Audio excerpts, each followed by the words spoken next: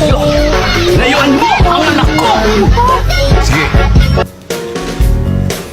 Pero dagdagan mo ng 20. Hindi. Ayan na nga ang 1 milyon! Aanin mo ang 20 pesos. Pamasahe ko sa jeep. Wala silang panakuli dyan. Sinasabi ko na nga, be. Ay namamagitan sa inyong dalawa. Ibigyan kita ng 1 milyon. Layuan mo ang anak ko. Nako, hindi ko gagawin yan. Hindi ko lalayan ng anak nyo. Wow! Ganun mo kamahal ang anak namin?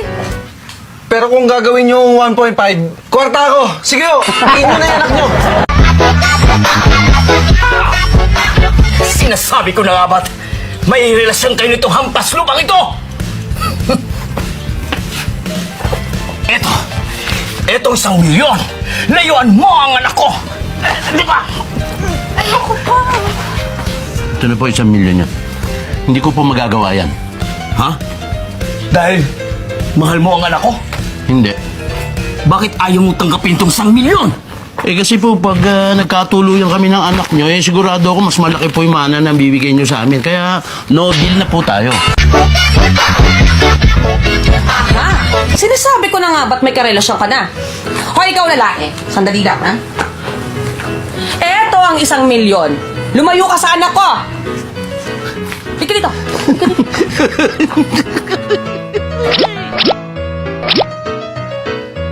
Sinuhulan ko na nga yung boyfriend mo para maghiwalay kayo at maghiwalay na kayo ng tuluyan? Parang ang saya-saya mo pa. Eh, hindi ko naman po boyfriend yun eh. May utang ako doon. At least ngayon bayad na ako. Hoy! Eto 1 milyon, ha? Layuan mo ang anak ko! Hindi ko po magagawang lumayo sa anak nyo. Bakit? Kasi po, marami pa akong gustong malaman tungkol sa'yo. Kasi dati pa, noon pa, Ano? crush na kita. Ah, crush na crush, ha? Mapa. Sinasabi ko na nga, be, hampas lupa ka. Eto 1 milyon! Layuan mo ang anak ko! Sige, akin na to ah. Tumahimik ka! Pero mama, kasi... Teka, paano ko? Sino ka? Ako yung boyfriend niya eh. Ha? Eh, sino yung isang lalaki kanina dito? Wala. Nagtanong lang kung saan papuntang bayan. Mag-usap tayo. Yes po, Donya. Mama, unti-unti nang umiibig ang anak ko sa'yo. Kaya ikaw na ang lumayo sa kanya. Eto ang 1 milyon. Lumayo ka! Donya, parang kailangan nyo yatang dagdagan to. At bakit ko kailangan dagdagan yan, ha? Eh kasi unti-unti na rin umiibig yung isa niyo pang anak.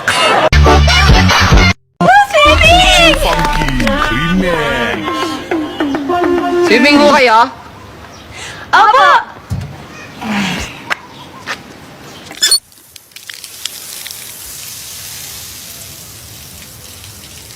Tagal pa to. Ay, basta full break. Mag-YouTube break.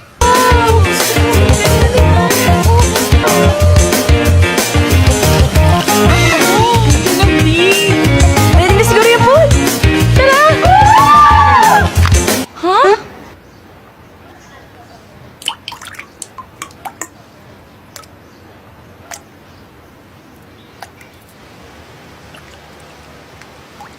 Ay, Ina! Gagawin ko na kayo ng tonela. Ay, hindi pala. Gagawin ko na yung fried chicken. Tonela.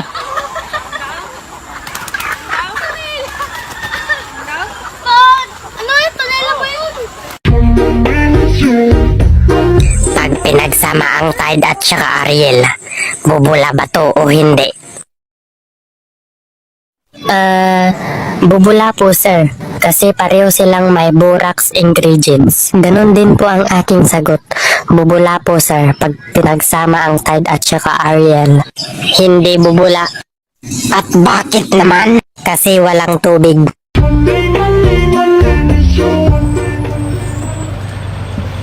Ma, pwede ba munang bumaba muna at natatay ako eh. Punta, paalis na tayo. Guni-guni mo lang yan.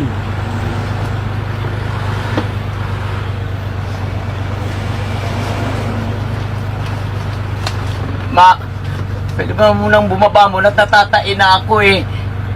Hindi nga pwede. Guni-guni mo lang yan.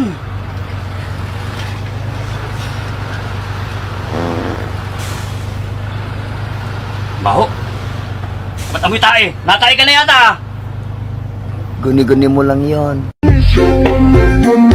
Sir used to me put my picture as a profile picture in your Facebook, so I know that I am the only one woman that you love.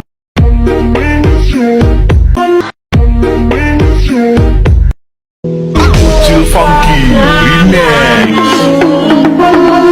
Nasaktan paminsan-minsan, bawat sandali na lang.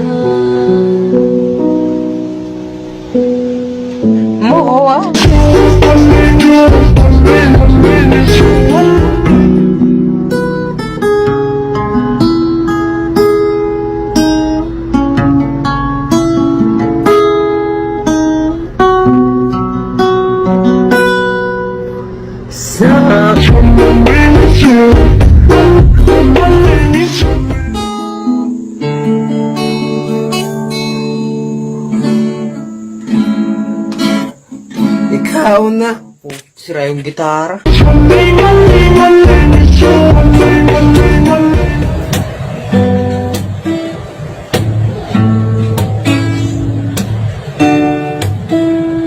It's you.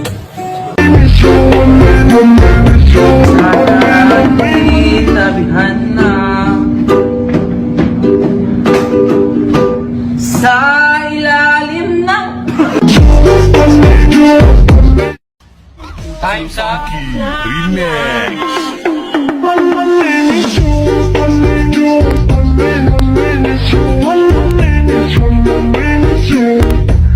Time's up. Time's up.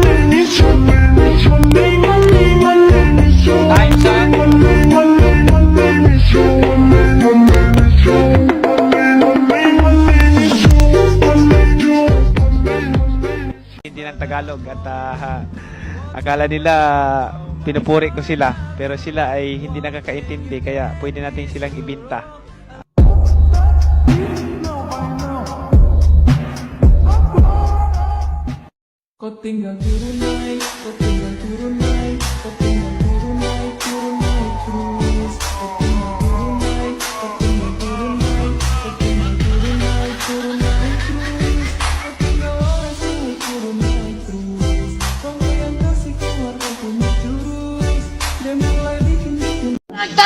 Too funky. Nakalimutan na kita! Isa! Dalawa! Dalawa! Dalawa! Dalawa! Sa bawat sadlit, handang masaktan, kahit di mo alam.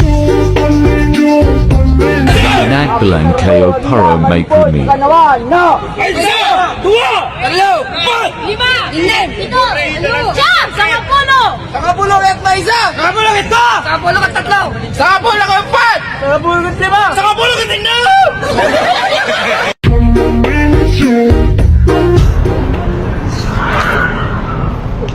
Boss, pwede ba magtanong, boss? Ano?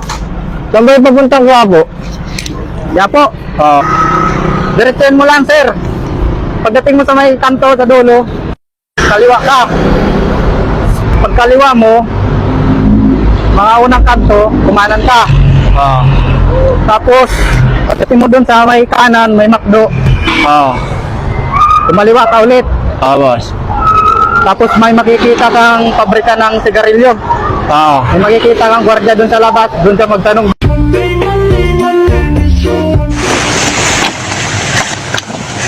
Pagkabila ko tatlo ka, kalimutan mo na siya! Siya pa rin pa, siyempre naman. Ayun! Di sabihin mo kay Mr. Mahal na mahal mo siya. Hello, mahal! Huwag ka naman magselos. Ikaw ang mahal ko. Number 1 ka sa buhay ko. Huwag mo siyang number 1, dapat siya na lang ang only one. May only one. Ipagsigawan mo ang kanyang pangalan. Ulitin mo. Ay, Bobby! Nandito na ako sa Wawawi. Sabi mo, ba't... Sino ang nagsabi ng salawikain na ang hindi marunong magmahal sa sariling wika ay daig pa sa bilasang isda. Ma'am? Uy, dali-dali naman yan eh. Si Berta nagtitinda ng isda sa palengke.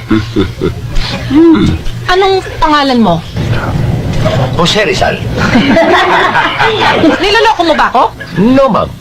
Si Aling Berta na nagtitinda ng isda sa palengke ang nagsabi sa akin na si Jose Rizal ang nagsabi niyan.